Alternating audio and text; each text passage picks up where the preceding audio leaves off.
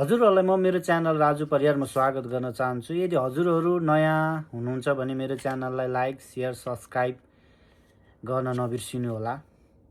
म सधैँ झैँ हजुरहरूमा नेपालको अपकमिङ सिरिजहरू, क्रिकेट सिरिजहरूको बारेमा हजुरहरूलाई बताउन जान्छु सधैँ झैँ। अब नेपालको अपकमिङ सिरिज भनेको नेपालले अपकमिङ सिरिजहरू नेपाल भर्सेस नामिबिया भर्सेस नेदरल्यान्डको सिरिज नेदरल्यान्डमा नेपालले खेल्न गइरहेछ। जुन खेल यही जुलाई 21मा नेपाल भर्सेस नामिबिया छ भनेदेखि त्यसपछि हाम्रो सेकेन्ड हुन्छ नेदरल्यान्डसँग 23 जुलाईमा र 27 जुलाईमा नामिबियासँग फेरि नेपालले आफ्नो तेस्रो गेम सिरिजको तेस्रो गेम खेल्छ र 29 जुलाईमा नेदरल्यान्डसँग नेपालले आफ्नो अन्तिम गेम खेलेर सिरिज यहीँ टुङ्ग्याउन जान्छ। त्यसपछि हाम्रो लास्ट यो अपकमिङ सिरिज सकिसकेपछि पुनः फेरि लास्ट हाम्रो के हुन जान्छ भन्दाखेरि सिरिजको अन्तिम भनौँ या लिग 2 को अन्तिम गेम भनौँ न, त्यसरी जाउँ न। अन्तिम गेम सेप्टेम्बर 16मा हामीले नेपाल भर्सेस क्यानाडा देख्न सक्छौँ। त्यसपछि 18मा नेपाल भर्सेस ओमानमा हो यो सिरिज, फेरि ओमानसँग खेल्छ। त्यसपछि 22मा फेरि हामीले क्यानाडासँग प्रतिस्पर्धा गर्नेछौँ। 24मा फेरि पुनः लिग 2 को अन्तिम खेल चाहिँ 24मा चाहिँ हामीले ओमानसँग खेलेर लिगलाई अन्त्य अथवा यो लिगको नै हाम्रो नेपालको लागि अन्त्य लिग हुनेछ र त्यसपछि पोइन्ट नेपालले कति कलेक्ट गर्ने आधारमा सुपर 4मा पर्छ कि पर्दैन भन्ने कुरो चाहिँ त्यहाँबाट छिनोफानो हुन जान्छ भनौँ। त्यसपछि हाम्रो अब यो अपकमिङ सिरिज नेदरल्यान्डमा गएर नामिबिया र नेदरल्यान्ड र नेपालको सिरिजको लागि नेपालले घोषणा गरेका खेलाडीहरूमा चाहिँ ललित नारायण राजवंशी छन्। त्यसपछि हाम्रो विनोद भण्डारी छन्, सोमपाल कामी, आरिफ शेख, करण केसी, दिपेन्द्र सिंह एरी, सन्दीप लामिछाने, ईशान पाण्डे, कुशल भुर्तेल, आसिफ शेख, देव खनालले पनि मौका पाएका छन्। रोहित पौडेल अभियसली क्याप्टेन भइहाले, भाइस क्याप्टेन दिपेन्द्र सिंह एरी भइहाले। त्यसपछि भीम सार्कीले पनि चाहिँ कमब्याक गर्ने आशा गरौँ। त्यसपछि हाम्रो अर्जुन कुमाल, एकदमै नोटिस गरेको प्लेयर अर्जुन कुमाल पनि छन् त्यसमा। नन्दन यादव फास्ट बलिङको अप्सन, नेदरल्यान्डमा सधैँ फास्ट बलिङ युज हुन्छ। युरोप कन्डिसनमा फास्ट बलिङलाई प्रायोरिटी दिएको चाहिँ एकदम राम्रो देख्छु मैले चाहिँ। त्यसै गरी फेरि रिजन ढकाललाई पनि चान्स दिएको छ।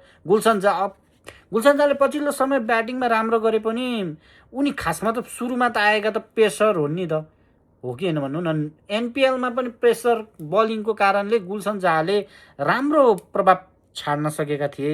त्यसपछि हाम्रो Basir Ahmad left arm orthodox spinner र त्यसपछि ब्याटिङ पनि उनले राम्रो गर्न सक्छन्। मेरो प्ले 11 भन्ने हो भने त अब हाम्रो यसरी जाउँ न, प्ले 11बाट अब यसबाट निकाल्नको लागि युरोपियन कन्डिसनलाई पनि हेर्नुपर्छ। अब हाम्रो युरोपियन कन्डिसनलाई हेर्दाखेरि हाम्रो अब कोचले उतार्न सक्ने प्ले 11मा त अब हाम्रो कुशल भुर्तेल र हाम्रो आसिफ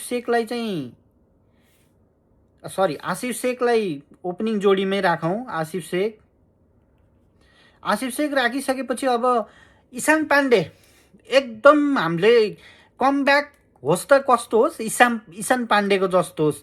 जुन सिङ्गापुर सिरिजमा हामीले पारस खड्कासँग ईशान पाण्डे भनेर एकदम चर्चित भएको थियो नि त्यति बेला। उनी आफ्नो प्रोफेसन डक्टर भए तापनि त्यति बेला पनि उनीबाट धेरै आश गरिएको थियो।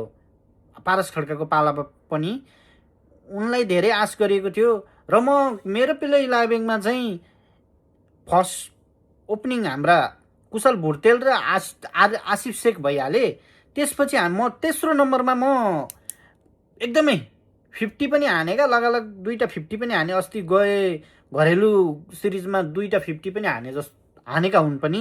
उनलाई चाहिँ म मेरो तेस्रो नम्बरमा खेलाउन चाहन्छु ईशान पाण्डे। ईशान पाण्डे पछि अब यहाँनिर चाहिँ एउटा राम्रो साझेदारी, यदि विकेट ओपनिङमा विकेट छिटो गयो भने पनि ईशान पाण्डे एउटा ओपनर पनि हुन्। उनले पछिल्लो समय 1 नम्बरमा पनि राम्रो प्रभाव छाडेका छन्।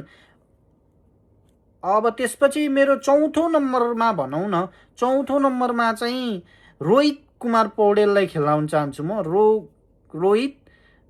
रोहितलाई खेलाउन चाहन्छु। पछिल्लो समय स्ट्रगल गरे पनि केही समय फर्ममा आउनको लागि र घरेलु सिरिज भन्दा बाहिर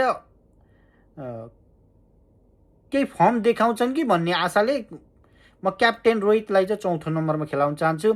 त्यसपछि 5औं नम्बरमा म यहाँनिर चाहिँ म दिपेन्द्र सिंह एरीलाई ल्याउन चाहन्छु। दिपेन्द्र सिंह एरी 5औं नम्बरमा आएका छन्। पछिल्लो समय back to back Dipendra Singh एरीले वर्ल्ड कप छनौट होस् अथवा अस्ति गएको सिरिजमा पनि राम्रो गरेका छन्, युएईसँग पनि राम्रो गरेका छन्। त्यसै कारणले म यो 5औं नम्बरमा म दिपेन्द्र सिंह एरीलाई ल्याउन चाहन्छु। 6औं नम्बरमा म यहाँनिर चाहिँ म लिएर आउन चाहन्छु अब हाम्रो यहाँनिर ल्याउन चाहन्छु म आरिफ शेखलाई ल्याउन चाहन्छु। आरिफ शेख पछिल्लो समय उनलाई पनि राम्रोसँग युज गर्न सकिरहेको छैन। ब्याटिङमा आए पनि एकदम तल्लो नम्बरमा आइरहेका छन्। त्यसैले म यहाँ 6औं नम्बरमा आरिफ शेखलाई ल्याउन चाहन्छु। 6औं नम्बरमा आरिफ शेखलाई ल्याइसकेपछि अब हाम्रो बलिङ कोटालाई पनि पुरा गर्नुपर्छ। युरोप कन्डिसनमा मैले पहिला पनि भनिसकेँ, युरोप कन्डिसनमा फास्ट बलिङ एकदम उपयोगी हुने भएको कारणले गर्दा म करण केसी 7औं नम्बरमा, करण केसी 8औं नम्बरमा सोमपाल कामीलाई ल्याउन चाहन्छु। ब्याटिङ पनि प्लस हुने भएकोले 9औं नम्बरमा हाम्रो नन्दन यादवले पछिल्लो समय राम्रो उत्कृष्ट बलिङ गरिरहेका छन्। डेथ ओभरमा पनि राम्रो गरिरहेका छन्। त्यसैले 9औं नम्बरमा ल्याउन चाहन्छु। 10मा सन्दीप लामिछाने ल्याउन चाहन्छु। अब 11 नम्बरमा चाहिँ तपाईँको यहाँनिर चाहिँ अब कन्डिसनलाई हेर्दाखेरि फास्ट बलिङलाई सुट गर्ने भएकोले चाहिँ अब करण केसी र गुलसनमा एकजनालाई खेलाउन सक्छ वा दुवैजनालाई खेलाएर 11 जनाको कोटा पुरा गर्न पनि सकिन्छ। नत्र भए गुलसन झा र करण केसीमा एउटालाई खेलाएर स्पिन अप्सन प्लस गरेर बसिर अहमद अथवा हाम्रो रिजन ढकाललाई पनि खेलाउन सकिन्छ र फास्ट बलिङ अप्सन गर्न सकिन्छ। नत्र भए करण केसी र हाम्रो गुलसन झामा एउटालाई, नभए करण केसी फिक्स गरेन पनि सकिन्छ। यसरी नै अपकमिङ सिरिजहरूलाई विश्लेषण गर्दै अब आउँदो 21 जुलाईमा म पुनः आउने बाचा गर्दछु।